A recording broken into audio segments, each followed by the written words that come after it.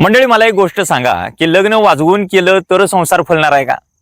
लग्न मोठ्या बडेजाऊ पद्धतीने केलं, अगदी वरात चांगली काढली, डीजे आणला, डॉल्बी आणला, फटाके लावले, भरमसाठ असा खर्च केला, 2 4 5 10 तोळ सोनं घातलं, गावात भावकीत सगळीकडे चर्चेचा विषय झाला आणि मग लग्न झालं तरच तुम्हाला मुलं बाळे होणार आहेत का सांगा?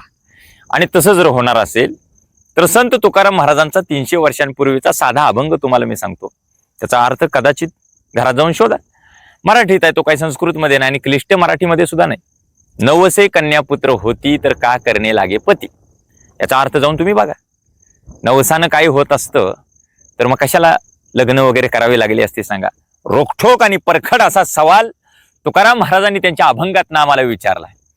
मग आम्ही एवढे हरामखोर का झालोय की लग्नामध्ये एवढा भरमसाठ खर्च करून गावाला, भावकीला, नातेवाईकांना दाखवायच्या नादात आम्ही स्वतःची राख रांगोळी का करून घेतोय, स्वतःला आर्थिक दृष्ट्या का कंगाल करतोय, का उद्ध्वस्त करून घेतोय आम्हाला कळलं नाही. सबसे बडा रोग क्या कहेंगे लोग, लोक काय म्हणतील, अशा प्रकारचा एक वेगळा रोग अख्ख्या समाज व्यवस्थेला आत्ता लागलेला आहे. समाज व्यवस्था त्या रोगानं खरं तर ग्रासलेली आहे आणि त्याच रोगामध्ये बळी गेला मध्यंतरी त्या पुण्यामध्ये वैष्णवीचा.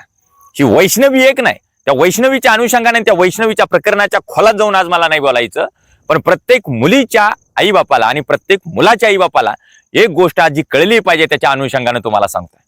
त्याच अनुषंगाने मला बोलायचं आहे. सांगा, मला या प्रश्नाचं उत्तर द्या. लग्न वाजवून केलं तरच संसार फुलणार आहे का? आणि होय असं जर उत्तर असेल तर मला सांगा, करोडपती असलेल्या माणसाला सुद्धा बीपीचा त्रास का? आणि त्याला सुद्धा तीच बीपीची गोळी, आणि गरीबातल्या गरीब माणसाला, झोपडीत राहणाऱ्या माणसाला सुद्धा बीपीची गोळी तीच, असं का? करोडपती माणसाची बीपी कंट्रोल का होत नाही? करोडपती माणसाला शुगरचा त्रास का होतो? एवढं तुम्ही मला सांगा. त्याच्या पलीकडे जाऊन तुम्हाला सांगतो, किडनी खराब झाली तर किडनी बदलायची, लिव्हर खराब झालं तर लिव्हर बदलायचं, प्रत्येक अवयवाची प्रत्यारोपण शस्त्रक्रिया शरीरात करायची. हजारो कोटीची प्रॉपर्टी ज्या डान्सरकडे होती ना, त्याने 150 वर्ष जगायचं स्वप्न बघितलं होतं, पण एवढ्या कोट्यावधी रुपयाची प्रॉपर्टी असताना आणि सगळ्या शरीराची बारकाईनं काळजी घेऊन सुद्धा मायकल जॅक्सन नावाचा डान्सर वयाच्या 50व्या वर्षी का मेला? या प्रश्नाचं मला उत्तर द्या.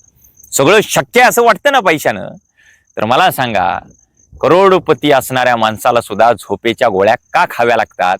आणि झोपडीतला माणूस दिवसभर काबाड कष्ट करून निवांत झोपेची गोळी न घेता सुद्धा कसा झोपतो? एवढ्या एका प्रश्नाचं मला उत्तर द्या. हे सगळं वाजवून जे दाखवणं आहे ना, त्याच्यामुळं आपल्या मनाला आपण आसुरी आनंद द्यायचा प्रयत्न करतोय. गावाला, भावकीला, नातेवाईकांना त्याचा काही फरक पडत नसतो. किती वाजवून दाखवायचं असतं? अहो, आमचं लग्न 2-2, 4-4 दिवस, 6-6, 8-8 दिवस चालू. साखरपुड्याला सुद्धा तेवढाच खर्च, हळदीच्या कार्यक्रमाला सुद्धा डॉल्बी, डीजे, अशा प्रकारची प्रथा आता आलेली. पत्रिकेपासून जर सुरुवात केली ना, आपल्या 20 रुपयाची, 25 रुपयाची, 50, 100, 150, 200 रुपयाच्या पत्रिका आम्ही बाजारात बघतो. एवढ्या मोठ्या आकर्षक पत्रिका काढायच्या, त्याच्यावरती डिझाईन करायचं, ज्याला निमंत्रण म्हणून आपण ती पत्रिका देतोय ना, ते माणूस 2-4 वेळा बघते, काय पत्रिका महागडी काढलेली आहे, काय पत्रिका चांगली काढली, काय सुंदर आहे. 2-4 दिवस चर्चा होईल. लग्न झालं, लग्न संपलं, लग्न पार पडलं, पुन्हा कोण विचारतोय तुमच्या पत्रिकेला? लग्नात भरमसाठ खर्च केला, चांगले सेलिब्रिटी आणले, नेते पुढारी सगळे तुमच्या लग्नात आले, जेवण चांगले तुम्ही केली, अगदी वाजून गाजून लग्न केलं सगळं तुम्ही. 4 दिवस 8 दिवस चर्चा होईल, पुन्हा कोण चर्चा करतं? अंबानीनं त्याच्या पोराचं एवढं करोडपती खर्च करून त्यानं त्याच्या पोराचं लग्न केलं, करोडो रुपये खर्च. पण आज कोण त्याची चर्चा करतोय सांगा मला? कोणी चर्चा करत नाही. अहो, एवढ्या अब्जाधीश असलेल्या आणि जगामध्ये उद्योगपती म्हणून ज्या माणसाचं नाव आहे, त्याच्या पोराच्या लग्नाची चर्चा आज होत नाही. सगळे विसरून जातात. लग्न ती लक्षात राहतात ज्या अनोख्या पद्धतीने करतात. समाजाला एक धडा म्हणून, समाजासमोर आदर्श म्हणून जे करतात, ती लग्न लक्षात राहतात. वैष्णवीचं प्रकरण झाल्यानंतर परवा अखंड मराठा समाजानं पुण्यात मिटिंग घेतली आणि त्या मिटिंगमध्ये एक निर्णय झाला की वाजवी खर्च करायचा आणि फक्त 200 लोकांच्या उपस्थितीत लग्न करायचं. फार बडेजाव करायची गरज नाही. कुठली नेते मंडळी, सेलिब्रिटी लग्नात बोलवायचे सुद्धा नाहीत. निर्णय घेतला. 1-2 लग्न त्या निर्णयाला फॉलो करत झाली सुद्धा. कौतुक झालं, अनेक सोशल मीडियावरती त्याचे मेसेज फिरले सुद्धा. पण किती आईबापांना असं वाटते, गरीबातल्या गरीबाला सुद्धा वाटते लग्न वाजवून झालं पाहिजे, आणि श्रीमंतातल्या श्रीमंताला तर वाटते आपल्या श्रीमंती लोकांना कळली पाहिजे, आणि त्याच्यासाठी त्यांना माध्यम आहे लग्न, पोराचं किंवा पोरीचं वाजवून दाखवायचं सगळं. अगदी मोठ्या पद्धतीने झालं पाहिजे. मी स्वतः तुम्हाला पटायचं नाही, फक्त मी व्याख्यानाच्या निमित्तानं महाराष्ट्रभर नाही फिरत. मी लग्नातलं सूत्रसंचालनाचे सुद्धा कार्यक्रम करतोय, तुम्हाला पटणार नाही. तुम्हाला एक खरी गोष्ट मी प्रांजळपणानं कबूल केली पाहिजे, प्रामाणिकपणानं तुम्हाला सांगितली पाहिजे. लग्नात अनाउन्सिंग करताना मला असे काही अनुभव आलेत, ते जवळ येऊन सांगतात, जरा अनाऊन्स करून सांगा की आमचं पोरगं महाराष्ट्रातल्या टॉप 10 कंपन्यांमध्ये काम करत आहे.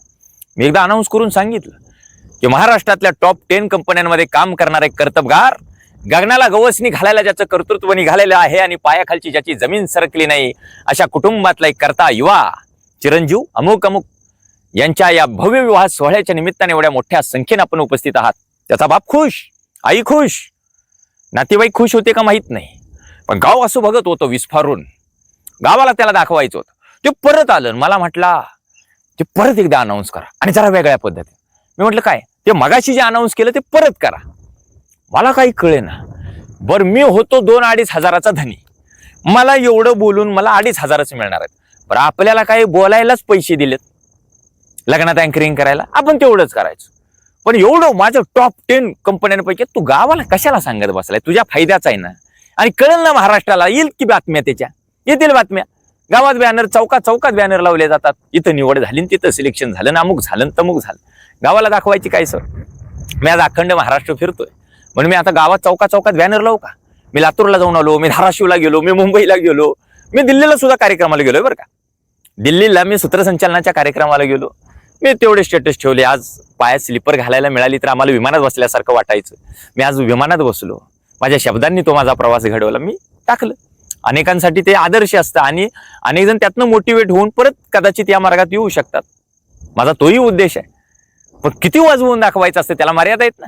मी लग्नाच्या अनुषंगाने बोलतोय म्हणून तुम्हाला सांगतो, नागनाथांना नाईकवाडी महाराष्ट्रातलं एवढं मोठं क्रांतिकारी उदाहरण आहे. क्रांतिसिंह नाना पाटलांच्या त्या याच्यामध्ये होते, प्रति सरकारमध्ये प्रचंड मोठं काम आहे. क्रांतिसिंह नाना पाटील, त्यांच्यासोबत नागनाथांना नाईकवाडी आमच्या भागातली जीडी बापू लाड आहेत, त्याच्यानंतर वसंतदादा वगैरे ही सगळी मंडळी आमच्या भागातल्या, त्याचा अभिमान आहे. मी वाचलं असं की नागनाथांना नाईकवाडींनी त्यांचं लग्न फक्त 1 रुपयामध्ये केलेलं आहे. आज नागनाथांना नाईकवाडींच्या लग्नाची चर्चा होते, त्यांच्या अख्ख्या चरित्राची चर्चा होते, त्यांच्या चारित्र्याची चर्चा होते, त्यांच्या इतिहासाची चर्चा होते. का? मग आमची चर्चा का होत नाही? माझा एक जवळचे मित्र आहेत, त्यांनी नाव सांगू नका असं सांगितलं. मी त्यांना विचारलं, व्हिडिओत बोलू का? ते म्हटले नाव नका सांगू. म्हणजे किती माणसं आहेत अशी जी प्रसिद्धीला हापापली नाहीत अजिबात. त्यांना वाटत नाही आपलं नाव कुठेतरी लोकांच्या समोर जावं. माझे जवळचे मित्र आहेत, 4 ते 5 वर्षांपूर्वी लग्न झाले त्यांचं. आत्ताच्या काळात विचार करा, आमच्या भागामध्येच इथं बानूरगड आहे, भोपाळगड. मी परवा त्याची एक स्टोरी केलेली आहे. त्या भोपाळगडावरती जाऊन जिथं बहिर्जी नाईकांची समाधी आहे, दर्शन घेतलं. 6 लोकांच्या उपस्थितीत लग्न केलं. अवघ्या 1200 रुपयांचा खर्च लग्नाला आला. कोणालाही कळलं नाही त्यांचं लग्न कधी झालं. मग अनेकांनी स्टेटस ठेवले की बाबा फार कमी खर्चात आणि फार चांगल्या आदर्श पद्धतीने लग्न केलं. चर्चाही झाली, कौतुकही झालं, मुली झालं, त्यांना संसार चांगला चालू आहे, सुखाचा चालू आहे, दोघांचं बॉन्डिंग चांगलं आहे. मला सांगायचा उद्देश असा आहे की लग्न वाजवून केल्यानंतर संसार नाहीत फुलत, मन जुळावी लागतात. मन, संसार फाटल्यानंतर सुद्धा त्याला ठिगळं लावताना दोघांनी प्रयत्न करावे लागतात, तर संसार फुलतात. करोडो लाखो रुपये खर्च करून संसार फुलत नाहीत. आणि या सगळ्या गोष्टीचा इथल्या समाज व्यवस्थेने आता बारकाईने विचार केला पाहिजे. हा सगळा उद्रेक मी छत्रपती शिवाजी महाराज, छत्रपती संभाजी महाराज, तमाम महापुरुषांचा इतिहास वाचल्यानंतर माझ्या हाडीमासी तो भिनला. आणि म्हणून हे समाजातलं सगळे चित्र बघितल्यानंतर ज्यावेळी उद्रेक माझ्या मनामध्ये तयार होतो, तो उद्रेक मी तुमच्या समोर मांडतोय. तुमचं मत या विषयाबद्दलचं कमेंट थ्रू कळवा. नुकतं कमेंट थ्रू कळवू नका. आपल्या स्वतःच्या बाबतीत जर ते राबवता आलं तर अवश्य राबवा. एवढीच माझी तुम्हाला कळकळीची विनंती आहे. मनापासून धन्यवाद.